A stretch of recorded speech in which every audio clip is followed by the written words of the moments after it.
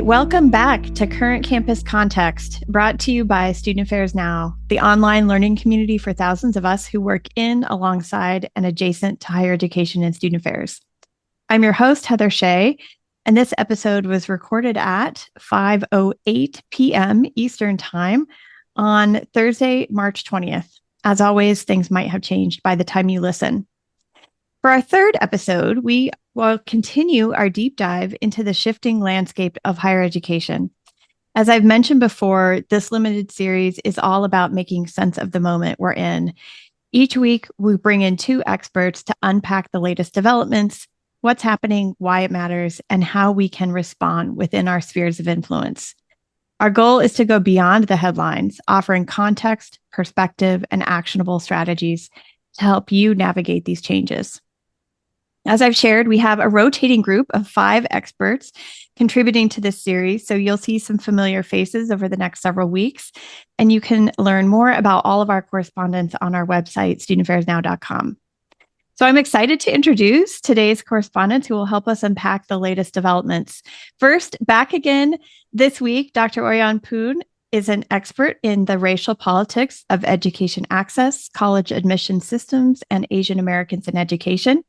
She is the co-director of the College Admissions Futures Collaborative and consultant on higher education equity to Illinois Governor J.B. Pritzker's education team. Welcome back, OiYan. Thanks. It's great to be back. And I am super excited to introduce Dr. Crystal Garcia, who is an expert in minoritized college students' experiences within campus environments. She is an associate professor and PhD program coordinator in the Department of Educational Administration at the University of Nebraska-Lincoln. Welcome, Crystal. Thank you. So glad to be here. It's great to have you both. So this week, there are so many topics, but we're going to focus on 3 key developments with some significant implications.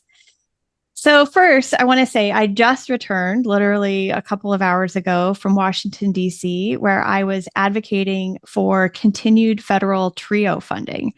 TRIO, many of you know, is one of the critical programs administered by the Department of Education's Office of Postsecondary Ed. As of about maybe a half an hour before we started recording today, President Trump has signed the long-awaited executive order initiating the dismantling of the Department of Education, following through on his campaign promise to shift education authority to the states. While we have mentioned already that Congress would need to formally abolish the department, Education Secretary Linda McMahon has been directed to begin this process. So this, for me, raises all kinds of concerns, having just been advocating for TRIO. If states take over grant administration, what might that mean for access and equity and accountability? The Council on Opportunity and Education has already voiced strong opposition to such a move. So many of us, I think, at the policy seminar and other places were wondering what is coming next. This move comes as the administration escalates its use of federal funding as a political weapon. The White House has frozen $175 million in funding for Penn over its policies on transgender athletes, while Columbia and 51 other universities are now under investigation for alleged DEI violations. And the message is, for me, pretty clear. Universities that uphold certain policies risk financial retaliation. And I can't imagine being a university president or chancellor at this moment. This is putting our university leaders in impossible positions. Speak out and face funding cuts, or stay silent and compromise your values. So adding to this climate of uncertainty, the recent deportation of Dr. Rasha Alawi, a Lebanese-American physician and Brown University assistant professor, has sparked campus protest and renewed concerns about barriers for international students and scholars. These policies directly impact student affairs, threatening campus climate, belonging, and diversity of perspectives in higher ed. So, what does this mean for the future of international students and scholars in the US? And what does this mean for America's standing as a leader in research and innovation? So, I'm going to turn it over to you, OiYan, to just start helping us unpack what all of these news stories mean for us today as we think about where we're at on March 20th. March 20th at 5:13 p.m. Eastern Standard Time, right? Thank you, Heather, for that rundown. And as you were going through that, I really had to remind myself to breathe. And so I just want to remind our community of listeners and the Student Affairs Now community, let's just remember to breathe. This is a lot, right? I just want to acknowledge this is a whole lot, and this is very personal. And I want to kick us off by, starting with the international students piece and story. My dad actually came over here as an international undergraduate student at Northeastern University back when Northeastern was like this little kind of commuter urban campus in the early 70s. And then I was born in Boston to this international student and his spouse, my mom, right, who worked in the sewing factories in Boston. And so this is very, very personal to me. My dad is also who I get my spark and interest in politics from. And so I can't imagine what it must be like right now for international students. And so just, reach out and connect with these students. You don't have to be someone designated and tasked with working with international students. They're on our campus, our international students and scholars and colleagues. Just be there for people. I think it really matters for, the future of our country and our present. Yeah, I'm kind of getting choked up about this. It's really, it's catching me out of the blue, right? I've just been so enraged. I don't think it's been until this moment that I've been just kind of like sitting in this in my personal story, which I passed down to my daughter recently too, right? I'm always talking about that with her, about how history matters and how what we're experiencing now has a historical lineage. And so I think about that. And, I know that there's been recently legislation introduced specifically targeting international students from China. My parents came from Hong Kong when it was a British colony, so not part of China at the time, but it is now a place that is part of the People's Republic of China. And so there's also this personal attack. And just thinking about, our histories, we know that about 100 years ago, there was something in immigration law called the Asiatic Barred Zone, right? We are reliving the 1920s. We are reliving the 1880s, quite frankly, right? When there was something called the Chinese Exclusion Act, right? And so this is all repeating. So I keep wondering myself, what can we learn from our histories of community resistance, especially because people didn't take it lying down at those times either, right? And then this is also personal for me because I would not have been able to go to college and complete graduate education without federal financial aid. So now, with the closure, the so-called closure, the unconstitutional executive order calling for the closure of the Department of Education, what happens to FAFSA? What happens to Pell Grants? What happens to TRIO programs? iPads, right? As a research nerd, iPads and NCES. This is gutting essentially the research infrastructure of this country, right? And so without the programs that are run through the Department of Education, and even without the executive order, what was it? Half the staff were eliminated, also illegally and unconstitutionally. And so lots of litigation, lots of resistance projects. We need to have each other's backs. And so I'm so excited to have Dr. Garcia here today as well, because I know that she's been doing some amazing work to keep our community and field aware and engaged in the resistance. So Yes, just, welcome, welcome, yeah. welcome. What would you like to reflect upon or add to what Dr. Poon just shared? Oh my gosh. Well, first of all, thank you so much, Dr. Poon, for sharing that and for your kind words. It is hard to navigate this moment because everything feels overwhelming, and we know that that's a strategy, and we know that that's intentional. And it's hard not to feel personally connected to so many aspects of what is happening, whether that's through our families, our lives, our students, the things that we see, the things that we know.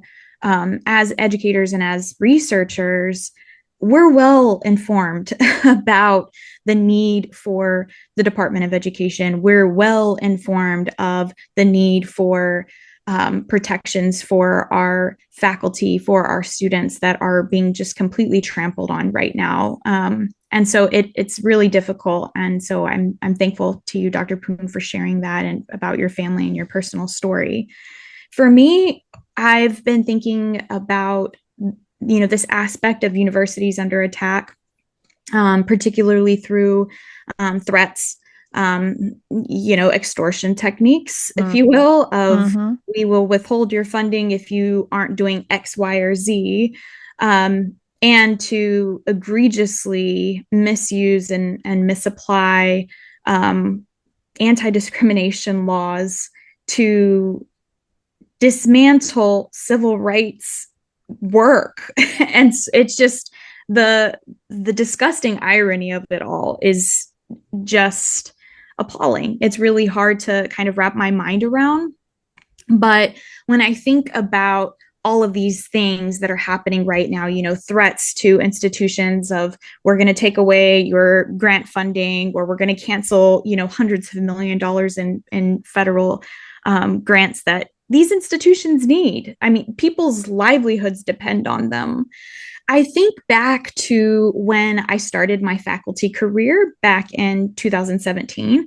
I started at Auburn University, and just a few months before I began my position there was controversy, and I'm sure you all remember all of this happening at that time in higher education, when Richard Spencer was invited to speak on campus at Auburn, and the university wanted to deny this event from happening. This is a neo-Nazi, this is a white supremacist, very known for their beliefs.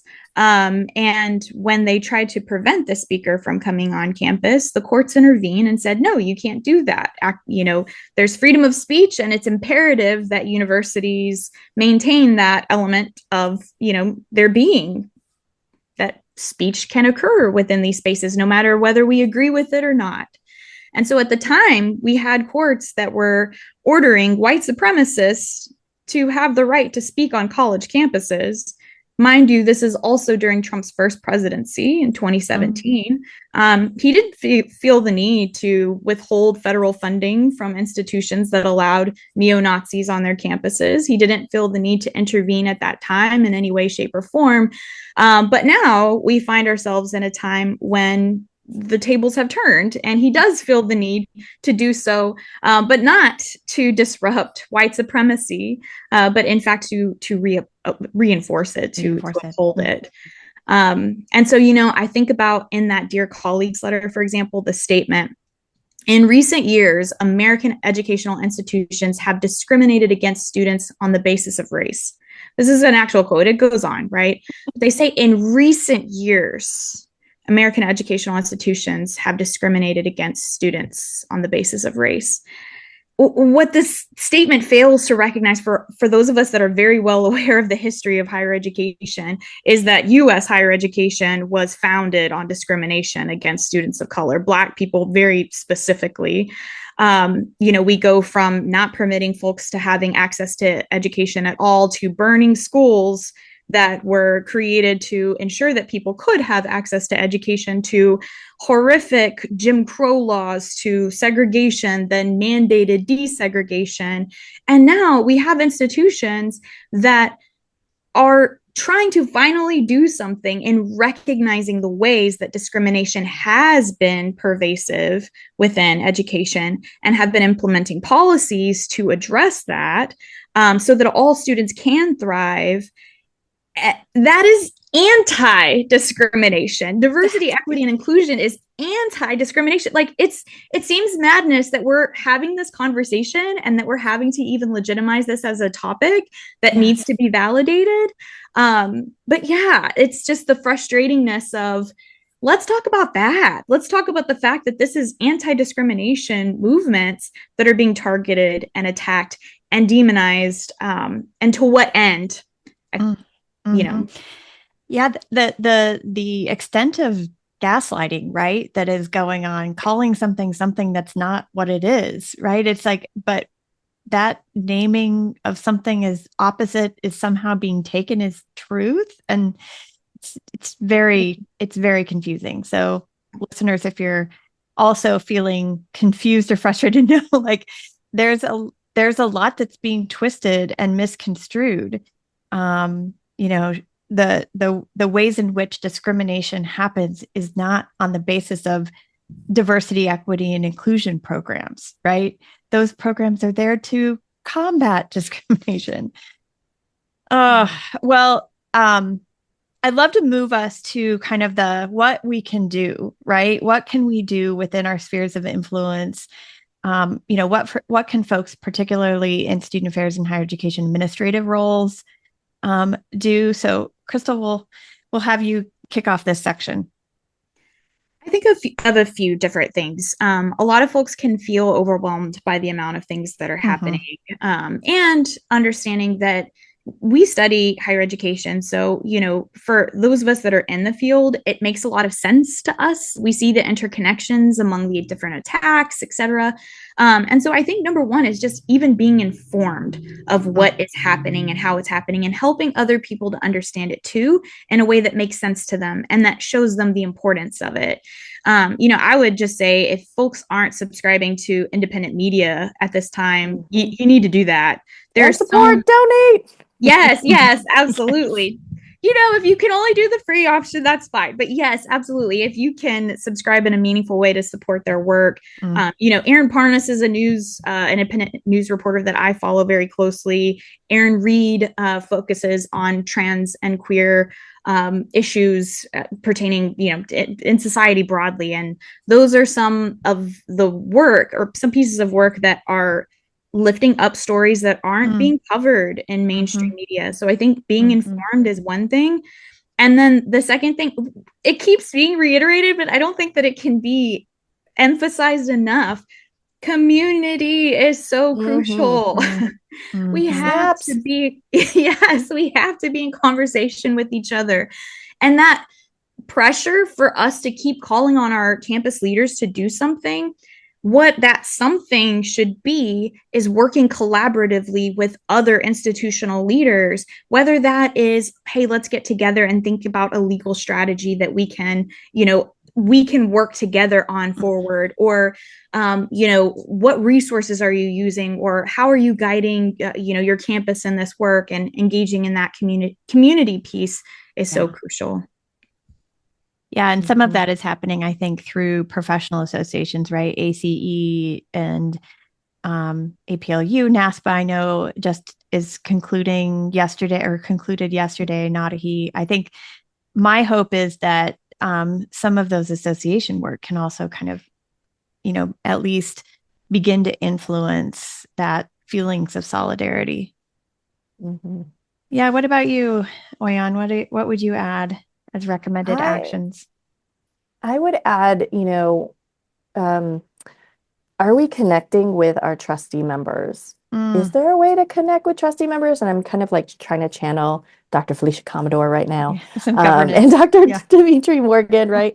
And understanding who our trustees are of our institutions, because there's the administrators, right? The chief executives, but there's also that cabinet also reports up to a board of trustees, right? And then relatedly, I think to Crystal's point of creating community, facilitating, nurturing community, we need to keep nurturing community. I mean, potlucks, I think I brought up potlucks last time. I love potlucks, right? And just building that community to then also go to our congressional representative town halls, Mm. right?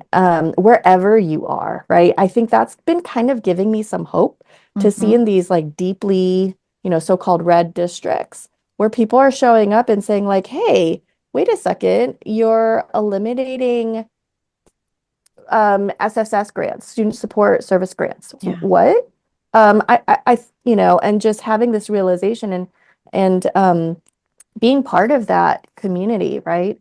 Signing up for your elected representatives email listservs and then also communicating with them and then showing up together with your community at those town halls or, creating a letter writing campaign or, doing the call five thing, Yes. right? A day on a Yeah. particular thing, right? There's so many tools these days to facilitate civic engagement in the electoral piece aspect. I think that's something to do as well.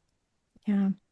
Yeah, we didn't even get into the implications of, the threatened government shutdown and the continued resolution, which provided less specificity in terms of Yeah. what the government was actually funding and left that pretty wide open. So I know there's some questions there. Maybe next week that will hit the top three. I don't know.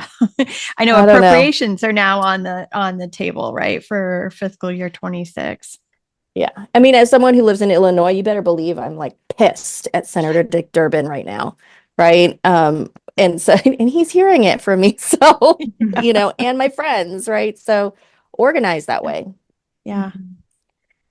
Well, as we always kind of run out of time, and we're trying to keep these episodes short and concise, so they're hopefully a good source of news and also some actionable steps that we all can take. We're now at final thoughts, and so Dr. Poon, we'll start with you. What's on the horizon? What's keeping you up at night, and what is bringing you joy right now? Okay, what's keeping me up at night right now is the intention to end and destroy public service loan forgiveness programs. Yes. PSLF is also, I mean, it was a game changer for me, and I still care because it still affected my life. And this is a huge, I know there's a huge segment of our field of folks who could not have entered the field without student loans, federal student loans. And so then to have this burden on us for the longest time and then, having some semblance of hope to have those loans canceled is, and I will tell you as someone who has had my loans canceled finally, it really is that amazing and joyful. So I think we really need to keep pushing around that civic engagement and advocacy organizing around all of these programs, and really identify those market economic benefits of that too. There's so many things that people can now do having that burden lifted, right? And I will jump right to joy. There was a 60-minute story this last Sunday about a youth band that came together, like these children, high schoolers who auditioned to be part of essentially this diversity national band, right? An orchestra, but it got canceled. So their big concert in DC got canceled. They were supposed to play with the Marine Corps orchestra or band, whatever it was, but so then those soldiers in the Marine Corps were told to stand down, essentially, and it was canceled. But there's this story on 60 Minutes was this, I mean, it just brought me to tears because people found a way, right? Retired Marines from that symphony, they organized with a nonprofit organization around, developing musicians and diversity.